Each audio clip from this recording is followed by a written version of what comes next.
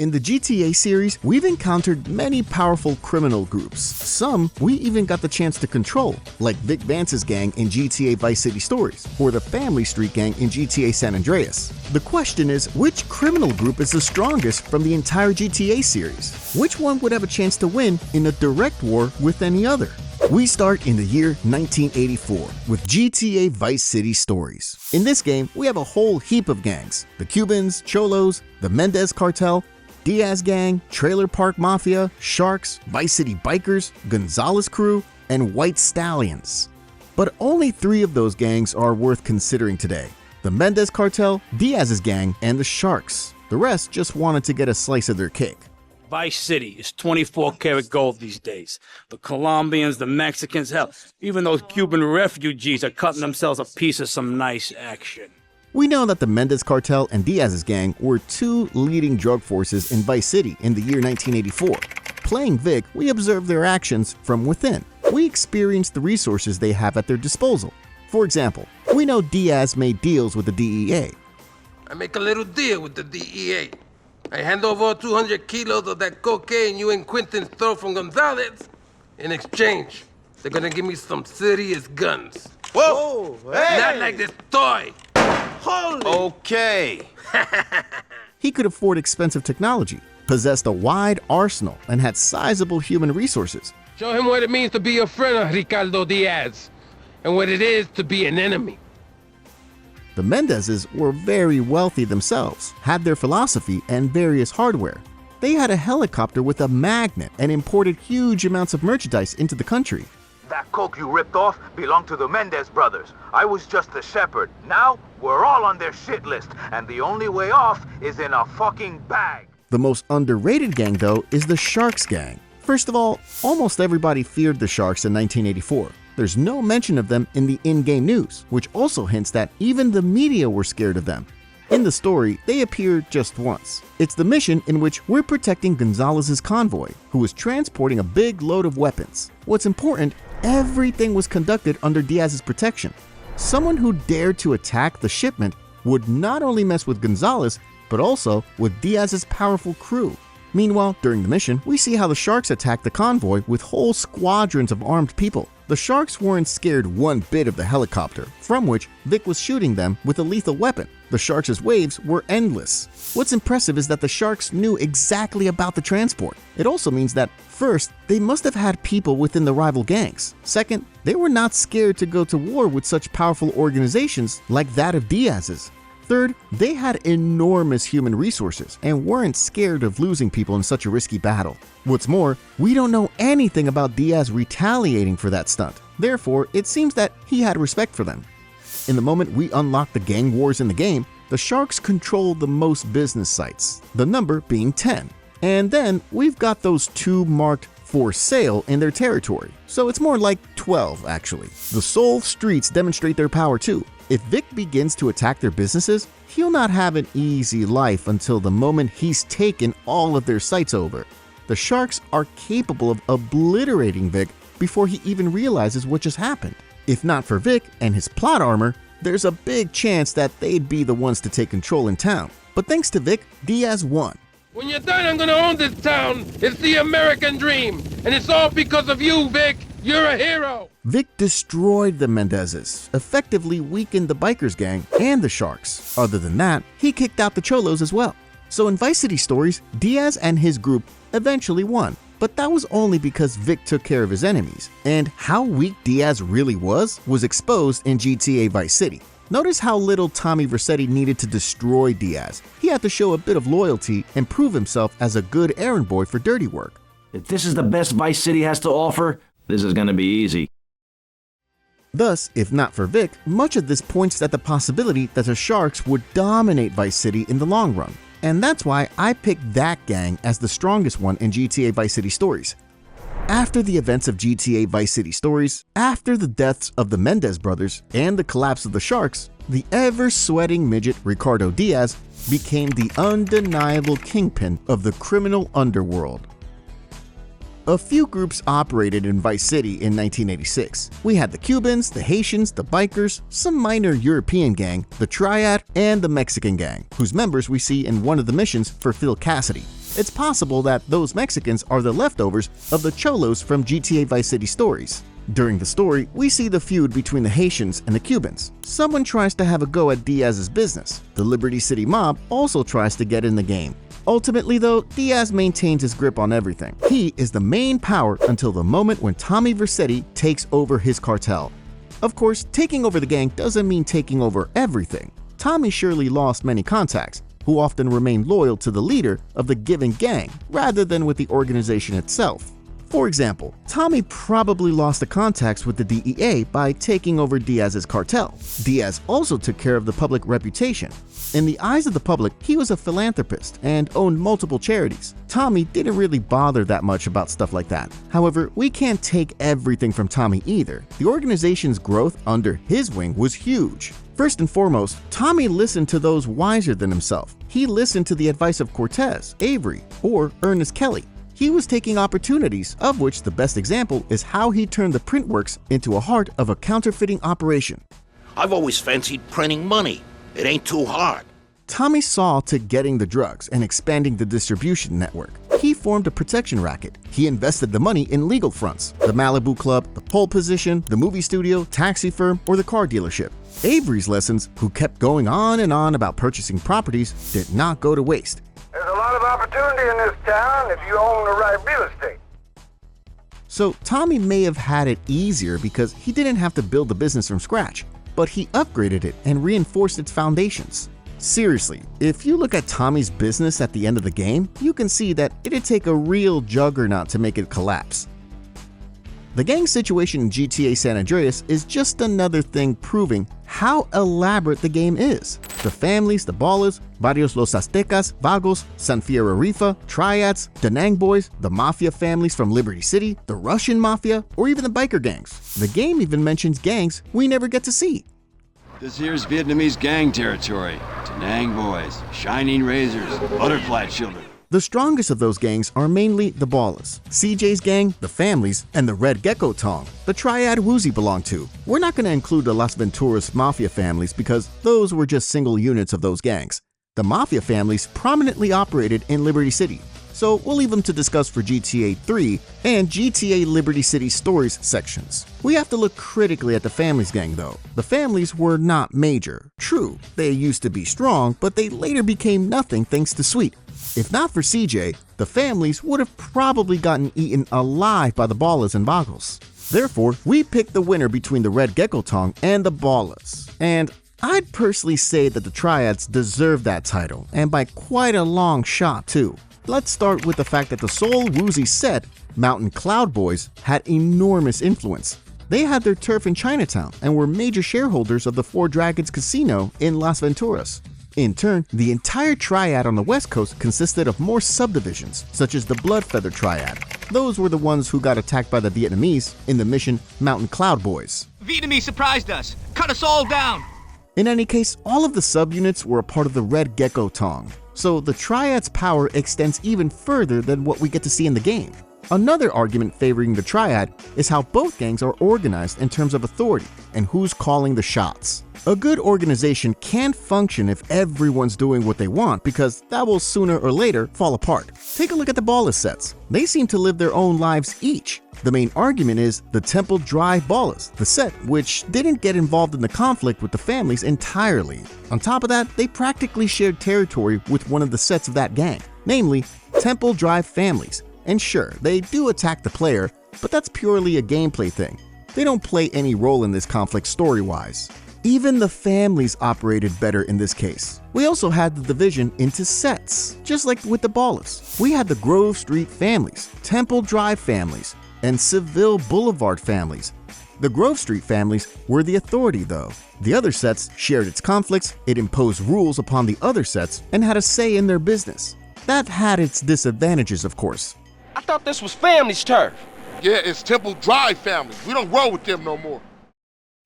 The split of the families stemmed from the disagreement between the Grove Street families and the other sets. Sweet forbade the selling of crack. As a result, not only could the Grove Street families not do it, but neither could the other units of the gang, Temple Drive and Seville Boulevard. In Ballas' case, it likely went like this. Even if the Temple Drive Ballas wouldn't agree to the crack trade, another set could still sell it without a worry, and no beef would occur within the organization.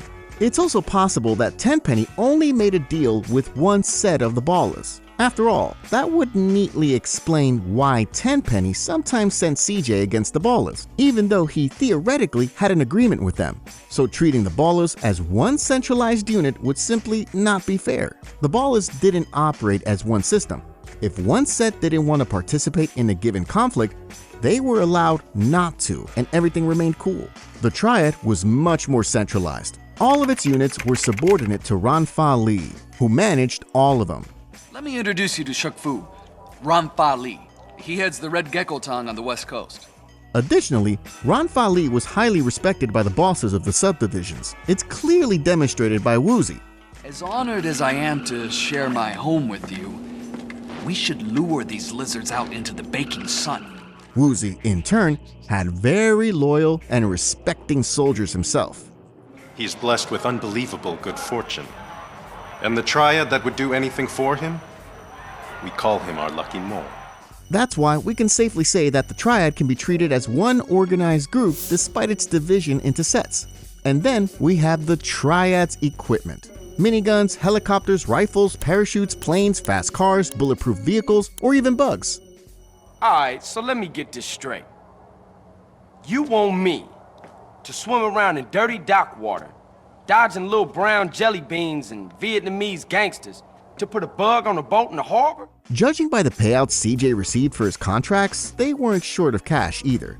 On the other hand, the Ballas were running around the hood in their purple costumes, drugged up with a beer in hand and a gat in the other. They worked for chump change, so they could get another dose from their bosses. The Triads were a lot more professional. The Triads were a business. On the other hand, the Ballas, apart from business, had as an objective to shoot down as many of the boys who had a different shirt color. They were more petty, and many of their members gave their lives away in minor shootouts every day. If it ever came down to a direct encounter, the Ballas wouldn't stand much of a chance.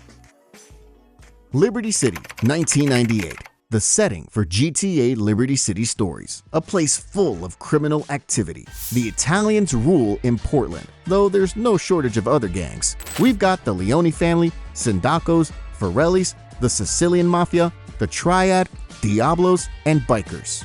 Other boroughs are controlled by the Yakuza, Southside Hoods, Colombians, or the Jamaican Uptown Yardies.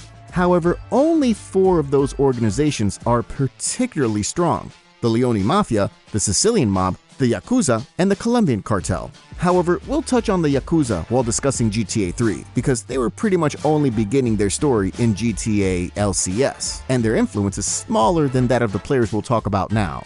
The Sicilian Mafia was surely very strong. Even the Forellis were pretty major in the game, and as we find out in the story, their Don was merely a pawn working for the Sicilians. The mayor wouldn't take a shit without Franco say so.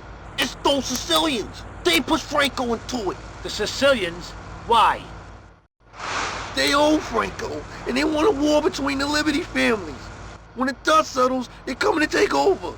The Forellis had the mayor in their pocket, thus the Sicilians did so too. Besides, they utilized it during the game events in order to make Salvatore's life harder. Someone is out to get me. It's that fucking mayor. He's gonna blame me for all this shit that's been going down in the neighborhood. All of it. Not just the crap that I did, but all of it. The Sicilians also had deals with the Triad and the Diablos, and used those gangs to reduce the Leone's influence in Portland. They also managed to spark a war between the Sindacos and the Forellis, which eventually led to the collapse of both of those groups.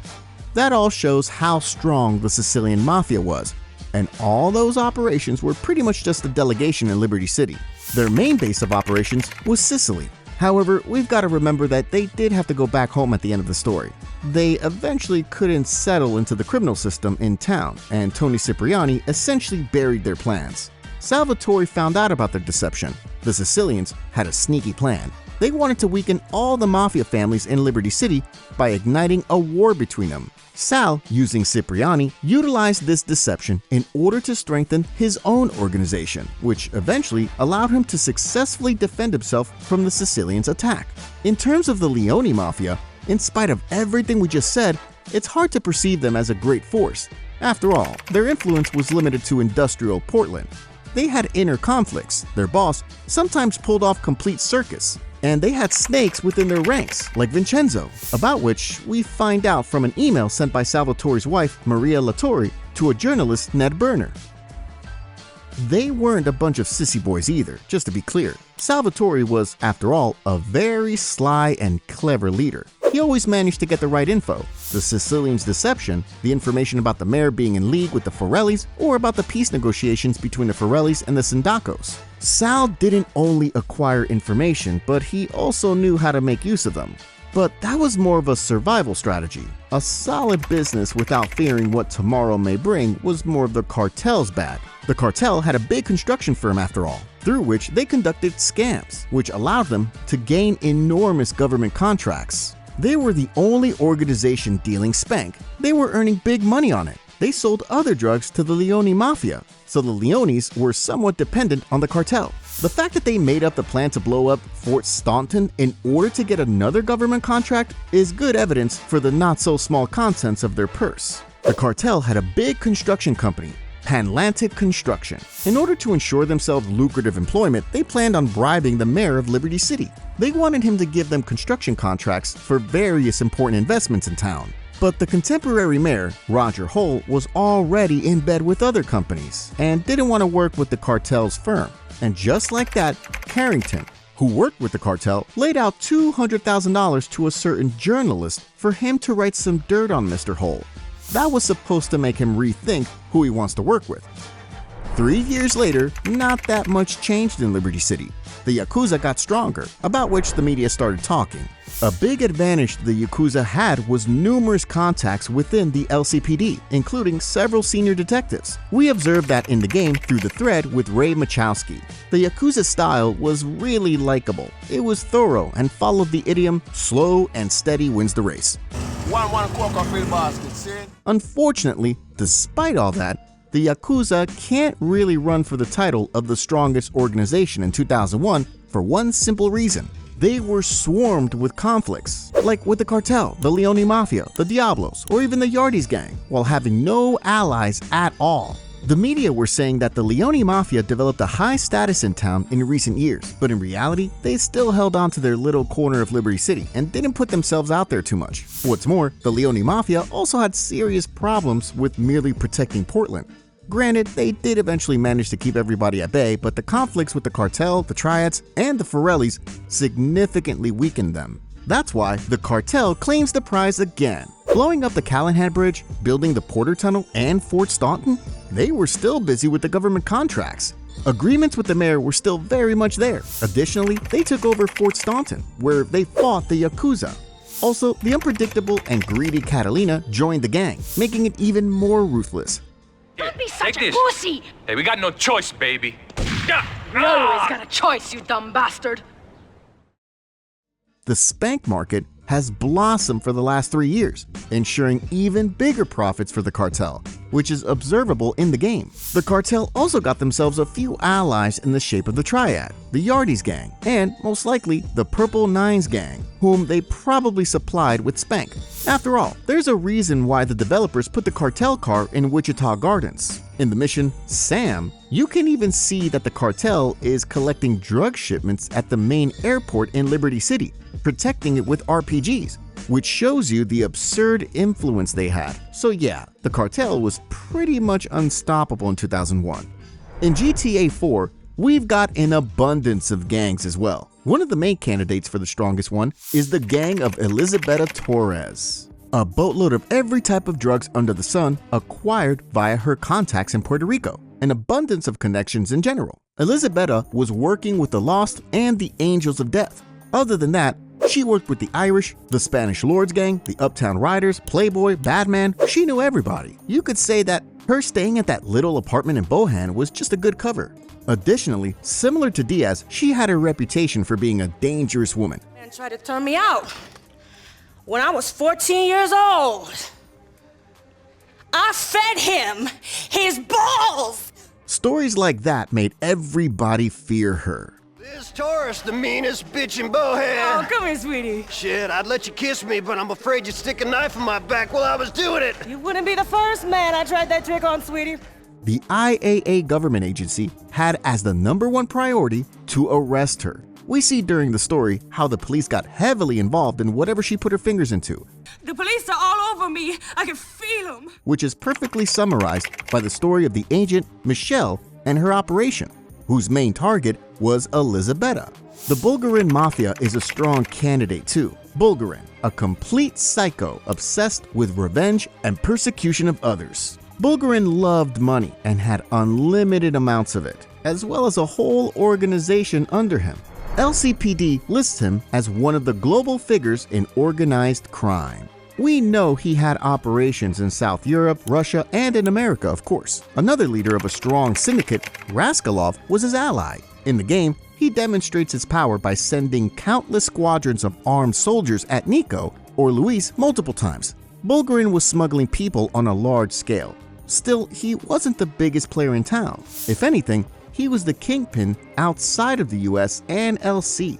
The gang who's the real boss in Liberty City is the Gambetti Crime Syndicate. After all, John Gravelli, the boss of the organization, was kept in power by the IAA government agency. He had a deal with them, where in exchange for information from the underworld, Gravelli could do a lot of shady business and not worry about the authorities too much. Gravelli had been the leader of his syndicate for 30 years. That's how long he'd been building his network of connections and enormous area of influence. It's not without reason that the Gambettis are perceived as the strongest mafia family in town. The Gambetti family was obviously a part of the commission in Liberty City, which was made up of the 5 strongest families. Gravelli had a good relationship with the Messina family, who were also one of the dominant forces on the commission. Gravelli had contacts in the Senate, in politics, and was respected even by the mayor himself. Interesting friendships you both keep. Yeah, very interesting. The mayor will be here in a minute, and I have 2 senators dropping by later. Everyone wants to pay homage to a dying legend. Not to mention the deal with the IAA. Gravelli also had very loyal people around him. A good evidence for that is that his right hand, Roy Zito, cut out his own kidney and gifted it to his boss when he needed a transplant. To add to that, he utilized his connections, which he demonstrated in the game by stopping Dimitri's attacks. Gravelli didn't only wreck his drug-dealing operation, but he also pulled strings and made the mayor put the fight with the Russian organized crime as the #1 priority of the authorities. Gambettis simply rule in GTA 4. Hard to argue with that. In GTA 5, the gangs play a much smaller role. There ain't a lot going on around them. The street gangs like the Ballers or the Families don't have the influence like back in 1992. In turn, the rest of the organizations are pretty much minor. Only 2 stand out, the Madrazo Cartel and the Wei Chang Triad. Chang's Triad is the same case as with a few other gangs today. Sure, they're strong, which they demonstrated when they tracked down Trevor and Michael. The sole fact with how big security their leader was traveling with is very telling. It's just apparent that they're a real deal. However, yet again, that's just a delegation. Most of the gang's resources were in China. Additionally, the story and one in-game article tell us that Chang only recently sent his people to San Andreas. They were new there. The O'Neill brothers were their only contact. It's hard to put them as winners in today's comparison in GTA 5. Therefore, the Madrazo cartel is the winner. Madrazo himself is a very wealthy man. He has contacts with serious coke dealers, like El Rubio. He was never convicted, as he always managed to get rid of the witnesses before they could testify. Mr. Madrazo is a legitimate businessman who was wrongfully accused of running a Mexican-American gang and a narcotic ring, but the charges were dropped because of the witnesses came up missing. We bring down one such hero in one of the missions using very advanced weaponry, which Madrazo could afford, of course. Madrazo was a force. When Michael and Trevor kidnapped his wife, he organized a manhunt which made the 2 unable to enter the city. Otherwise, they would get immediately tracked down by Madrazo's people, who were commanded to shoot him on sight. Going through all this info I've managed to gather in this video, it's hard to choose one strongest organization. But there's a clear top 3. The Colombian Cartel, the Gambettis, and the Triad from San Andreas. Those 3 are the strongest gangs in the whole GTA series, at least in my opinion. Let me know if you agree. Meanwhile, thanks for watching. Take care and see you soon.